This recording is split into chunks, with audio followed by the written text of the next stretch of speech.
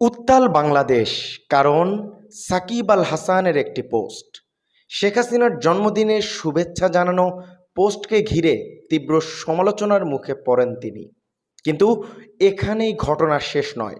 সাকিবের পোস্টের পরপরই উপদেষ্টা আসিফ মাহমুদের পোস্ট, যেখানে তিনি লেখেন, একজন খেলোয়াড়কে দলের সুযোগ না দেওয়ার জন্য আমাকে অনেক বকাঝকা করা হয়েছিল, কিন্তু আজ বুঝতে পারলেন তো কেন আমি এমনটা করেছিলাম? অবশেষে প্রমাণ হয়েই গেল সে ফ্যাসিবাদের দোসর। এরপর আবারও সাকিব আল হাসানের পোস্ট। সেই পোস্টে যেন পরোক্ষভাবে স্বীকার করে নেন তিনি, উপদেষ্টা আসিফ মাহমুদের কারণেই আজ তিনি দেশের জার্সিতে খেলতে পারছেন না। যারা সবসময় ক্রিকেটার সাকিব আর রাজনৈতিক সাকিবকে আলাদা করে দেখতে চেয়েছিলেন, তারা যেন আজ ভুল প্রমাণিত হয়েছেন। অনেকেই এখন সেটাই মনে করছেন।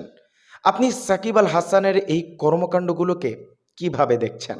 কমেন্টে জানাতে ভুলবেন না।